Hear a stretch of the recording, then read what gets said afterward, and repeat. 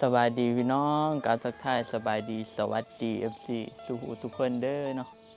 ยินดีต้อนรับเข้าสู่ช่องน้องอันอินดีมือนี่พี่น้องเอ้ยเป็นมือพ่นเขาเนาะพ่นเขาของน้อยๆเนาะก็คือน้อยๆแล้วนะว่านนี่ว่าสิไปซอยน้อยๆอยู่แต่ว่าเดินทางไปอันนั้นไปปักซ่องก็เลยบ่ได้ซอยบ่ได้ลงคนซอยมื้อนี้น้อยๆคนว่านนี่น้อยๆคนแล้วว่านนี่แหละพี่น้องกับมื้อนี้ก็คนอีกจังน้อยเนาะก็พ่นมื้อนี้พี่น้องเอ้ยอากาศก็โคตรที่สิร้อนเนาะความร้อนบ่ให้เว้าร้อนอีหลีพี่น้องเอ้ยตอนนี้กำลังเตรียมเนาะเห็นบ่เสียงรถพ่นก็ท่านได้ยินนี่เด้พากันเตรียมเดี๋ยวสิย่างลงไปพี่น้องย่างลงไปเบิ่งไปพ่นซอยเลยเห็นแล้วพี่น้อง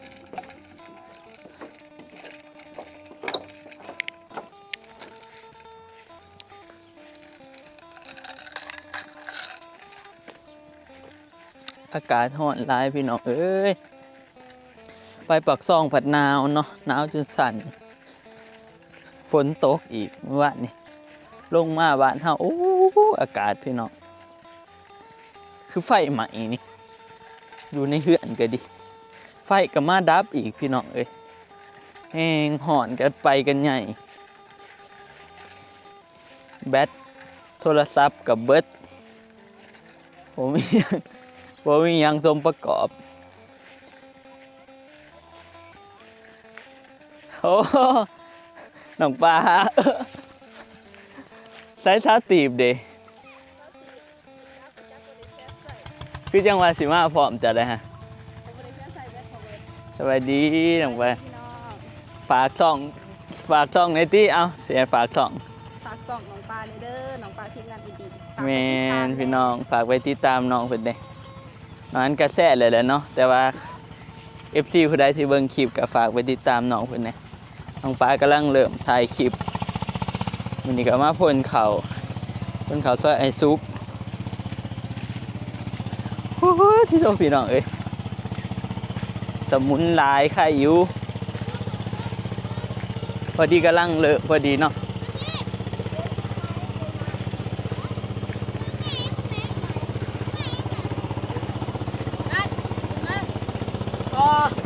พี่น้องเบิ่งติ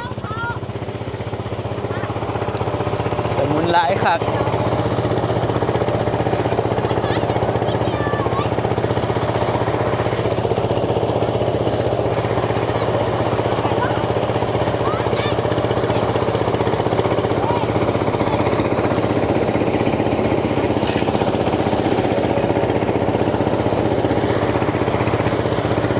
ไงพี่น้องเอ้ย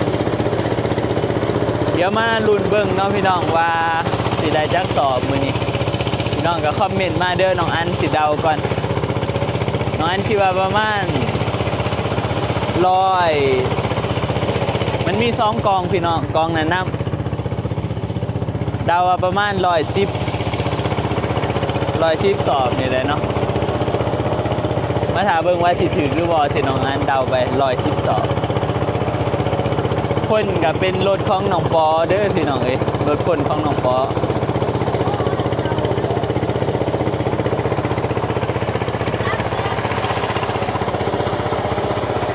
เดี๋ยวเราจะขึ้นไปยุ่นเขานะพี่น้องขึ้นไปยุ่นเขาเจอกัน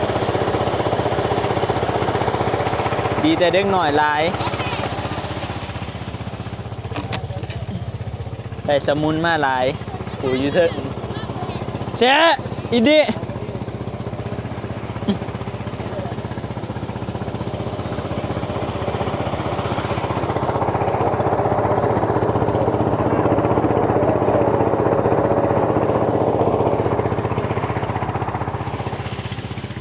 เดี๋ยวที่ไอพี่น้องไปเบื้องนี่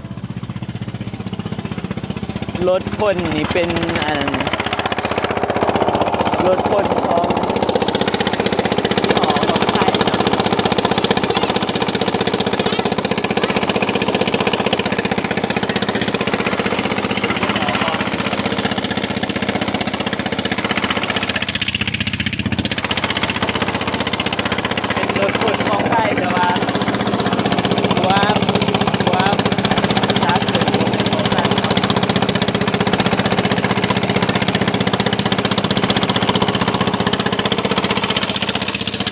ได้จังงานแล้วมือนี้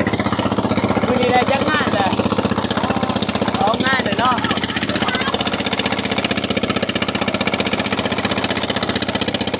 เราก็หากับพ่นแล้วนะพี่น้องเราก็มาพ่นต่อ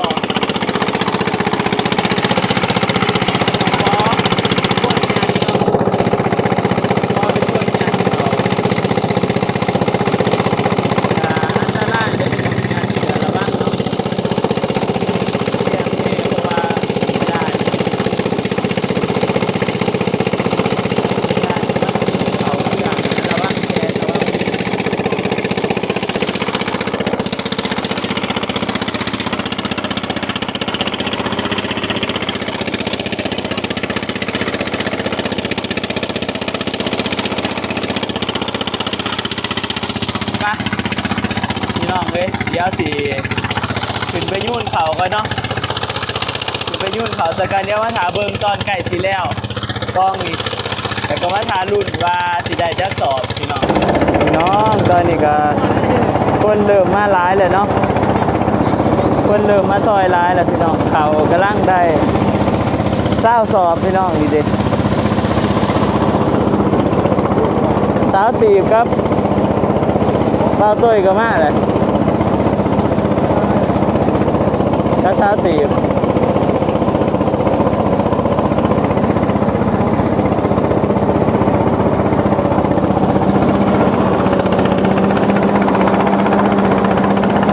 นี่เขาจะออกมาแบบนี้เด้อพี่น้องเอ้ยยังไหวอยู่วะติ๋วยังไหวอยู่เนาะ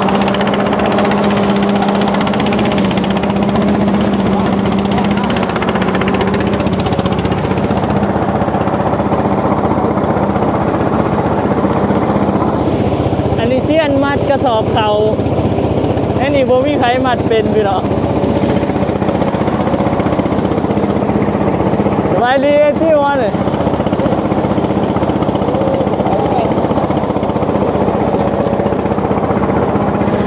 พี่น้องเลยได้เครื่องกองเลยบางทีข้าวเดียวคนมันหลายเนาะนี่แต่ว่าคนอันนี้มัดดีแล้วสิบ่ทันคนมัดคนหายนี่คนยุ่งนี่หลายคนครับพี่น้องข้าวเดียว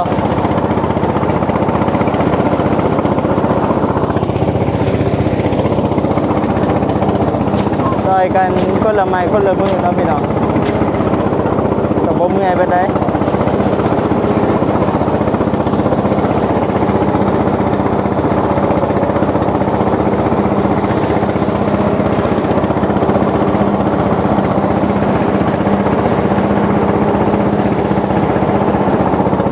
พี่น้องเดี๋ยวมาถามลุงเบิ้งต่อไปว่าจะได้จักสอบเนาะตอนนี้คนมาหลายแล้วใครเนี่ยเดือด30 ตีบ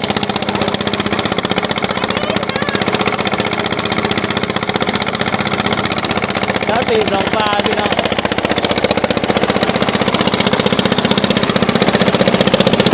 อ๋อนี่กับคนเติมมาเติมน้ำมันนี่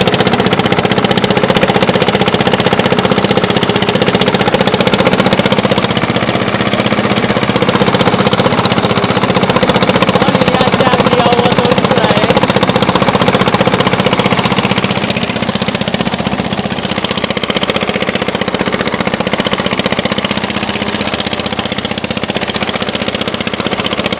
กองเข่ากับกายเครื่องนะพี่น้องเอ้ยใกล้เลยแหละใกล้ฉีดแล้วไปละกองหนึ่งเนาะเบิ่งที่นี่โอ้กลมใกล้ครึ่งเลย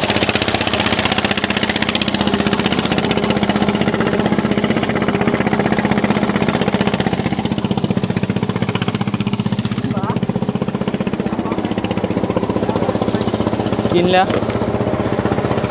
พี่น้องเดี๋ยวสิพามาเบิ่งเนาะเขาเฮาได้จักสอบตอนนี้414 428 432 446 459 464 474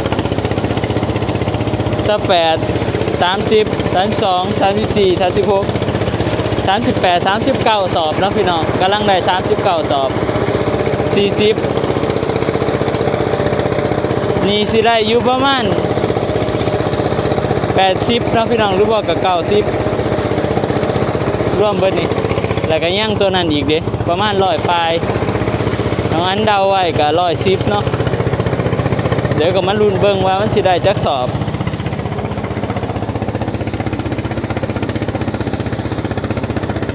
พี่น้องเอ้ยเข่าเนาะโลละ6,000เดียวนี่6,000ปลายผู้ใดเฮ็ดหน้าปีนี้เขาว่าได้เข่าร้ายเนาะพี่น้องมันเป็นน้ำปีมันเนาะเขาว่า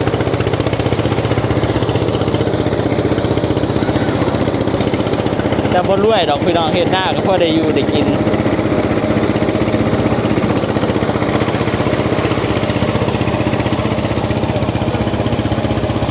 พอดีพี่น้องได้40สอบแล้วเนาะแถวละมันมี10แถวเนาะแถวละ4กับ40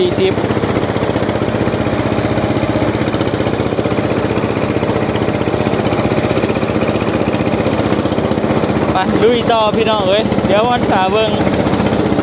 ได้จักสอบเบิดนี่เดี๋ยวมันรอลุ้นลุยกันต่อ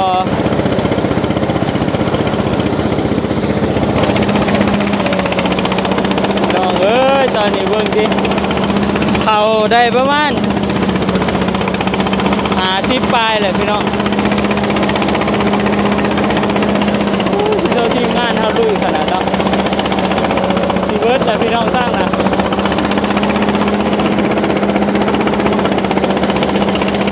ไป50ปลายสอบเลย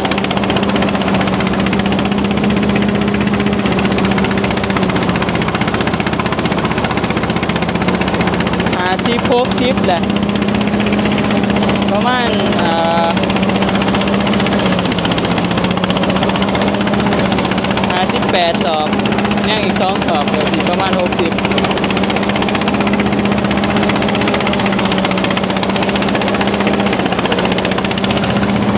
ทางนี้สิเบิดเลยพี่น้องเอ้ย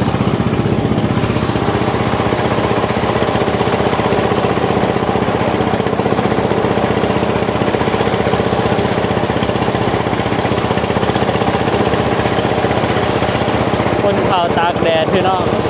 แดดเปรียงๆเมื่อยขนาด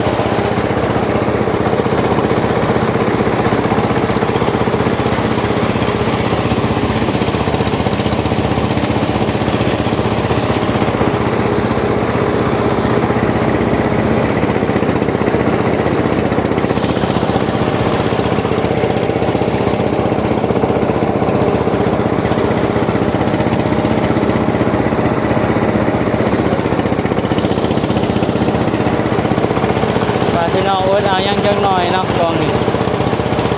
ยังจะหน่อยกันแล้วไปที่แล้วแล้ว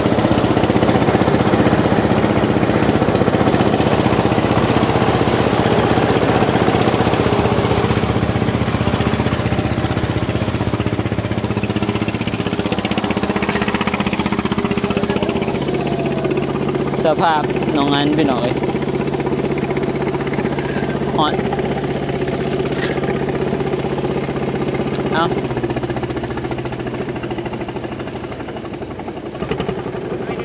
เป็นยังตำรวจไปนี่ขนาดนี้ต่อ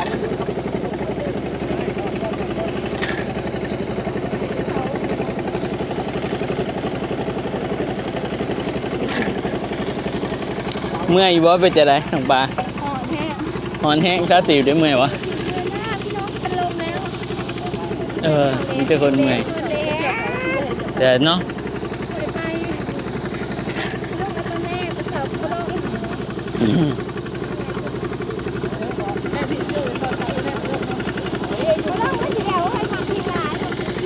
สีแดงหรือว่าหน้ามึงเนี่ยแห้งสีให้บ่เกินใน2-3 มื้อดอกกันแล้ว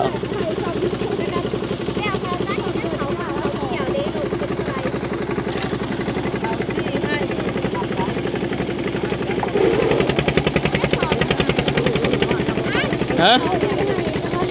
แต่ประมาณ60แหละ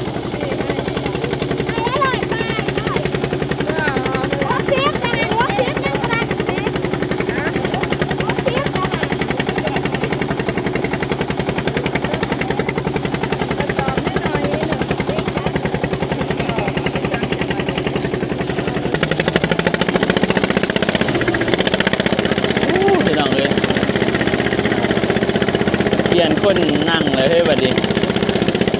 น้องปอเปลี่ยนพ่อนั่งเลยเปลี่ยนบ่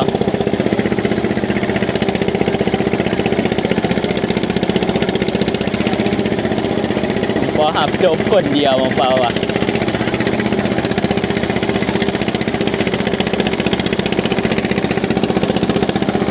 อ่อนคักขนาดพี่น้องเลย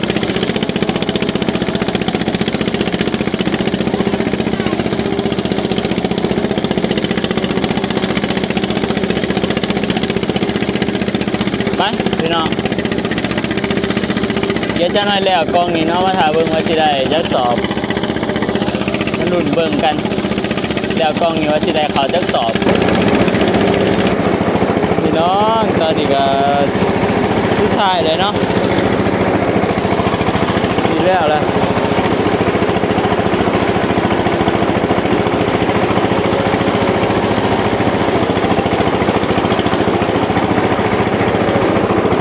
เขาก็ได้ประมาณ80เนาะพี่น้องตอนนี้กำลังได้80สอบเพราะว่ามี10แถวแถวละ4มี20แถวแถวละ4 80สอบ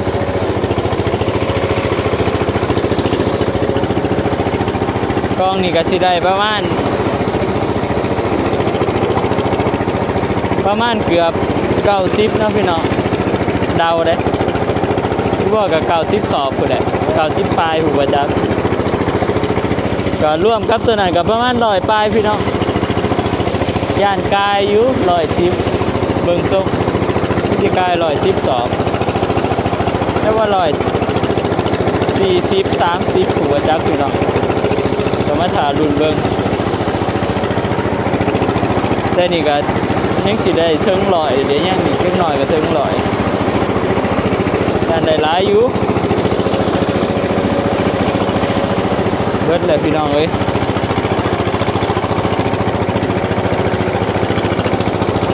สุดท้ายแล้ววันนี้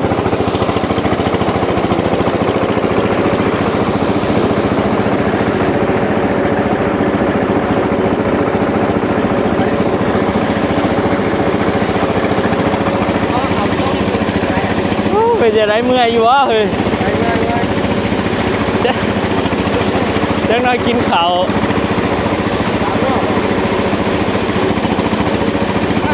ก้อยตีนงัวหรือกล้วยนี่แหละ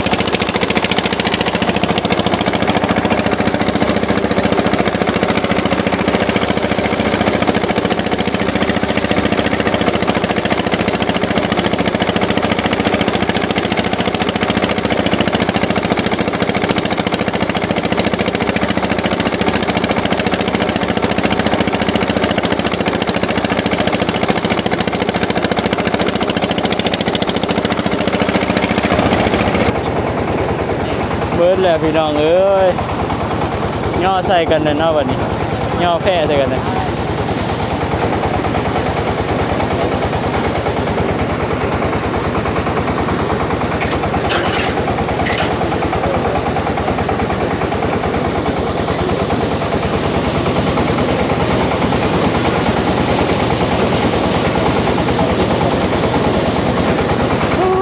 ดี แม่เข้าที่2เข้าที่3มาแก้นบ่ายเนี่ยบ่ถึงดอกเข้าที่5 อืมแต่กล้องนี่นี่บ่แต่แป้นนี่บ่ กล้องนี่แหละประมาณเข้าที่2เข้าที่3เราที่หายไปไกลโพด เพราะว่าก็ได้การที่เปิดการเทส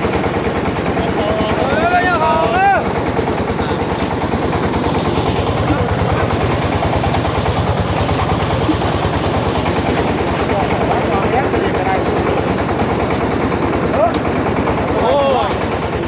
แล้วเดี๋ยวนี้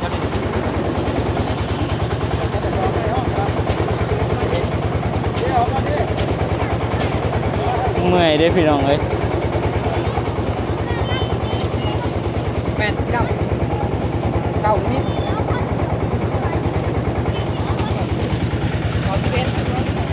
แต่ถ้าได้นี่ 91ไอ้นี่ 91เด้อเนาะ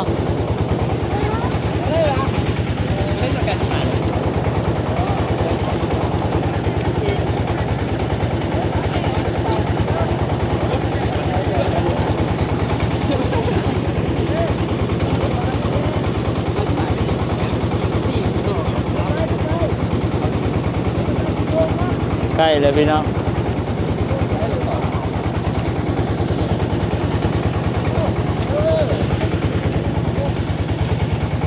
เราก็ยังท่านอย่างเงี้ยก็รู้เรื่องเอาไว้ทางทางเลย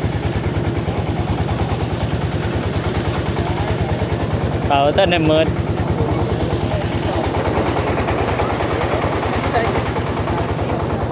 นะ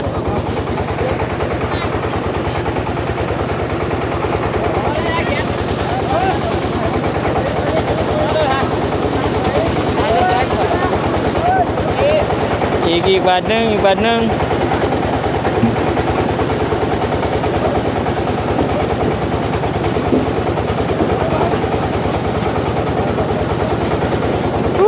ที่โชเบิดไปดิพี่น้อง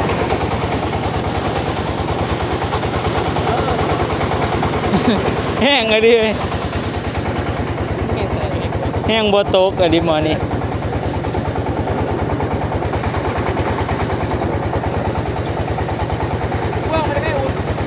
มันสิมากบาทพี่น้อง เอายาเดียวก้อนนึงก็ได้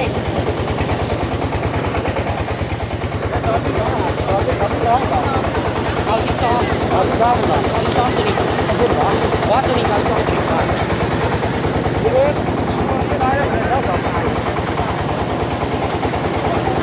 ไปร่วมกับตัวน่ะโมเมนต์ร้อยที่50ผมว่าจับบัดนี้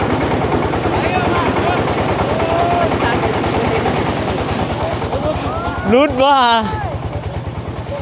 สอบเนาะโคตรเนาะ ว้ายรุดตาย เพิ่นสอบ1ตัวเอ้ยไฟมัดดิไฟมัดดิมาพิสอบดิ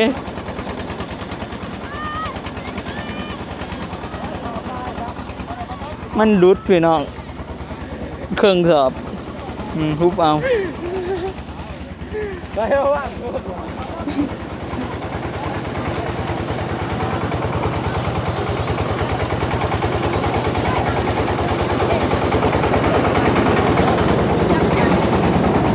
สอบสุดท้ายวะนี่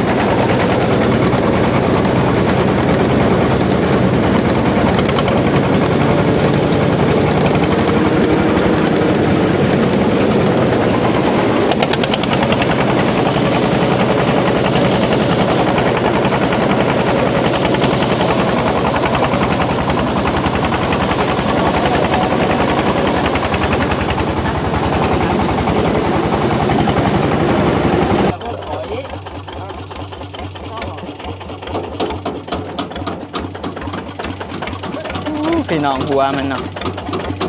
หัวตัวนี้เอาใส่อันนั้นเอาใส่ตัวคนได้วะดิ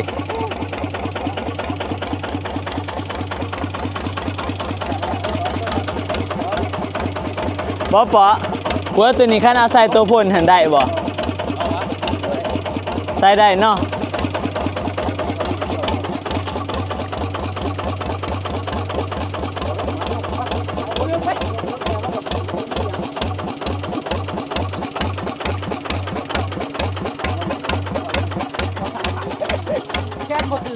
พ่นแล้วเรียบร้อยเลยเนาะพี่น้องตอนนี้ก็กำลังสีใหญ่รถพ่นเนาะ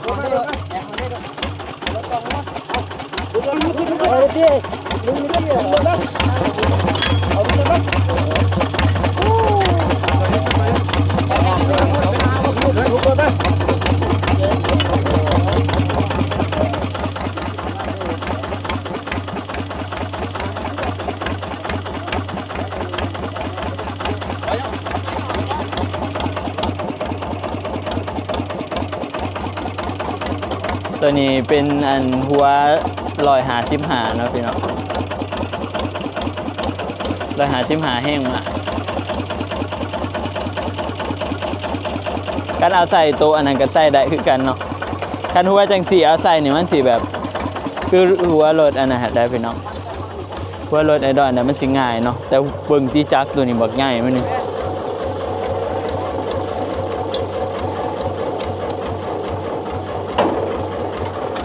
ใหญ่คักขนาดจากมันวิสิบนักเป็นตันหัวจาก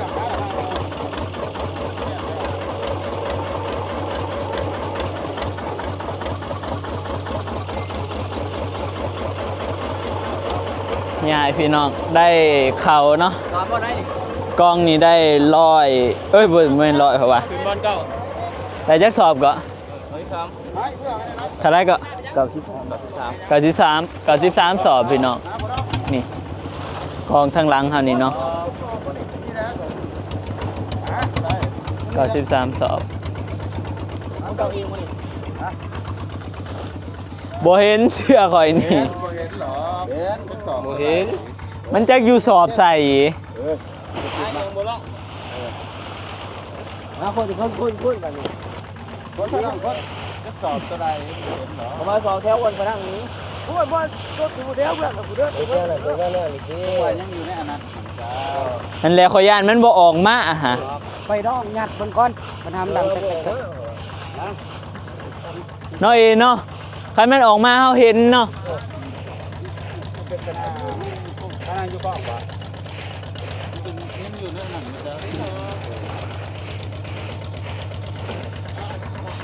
ไปเด็กเกี่ยวไปรู้จะขึ้นอะไรวะไปเด็กสิเมียนมัน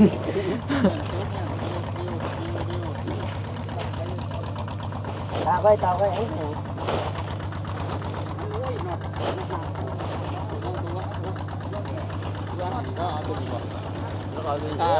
สบายแบบ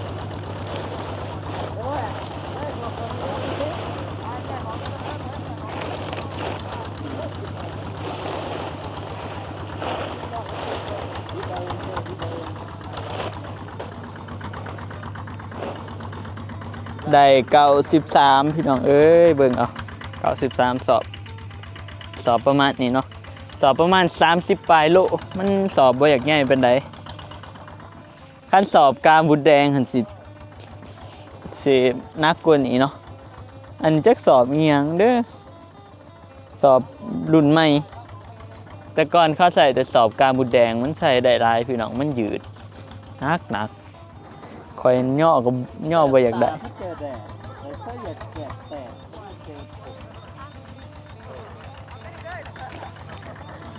ย้ายไปพ่นอีกบอลหนึ่งนะพี่น้องอีกกองหนึ่ง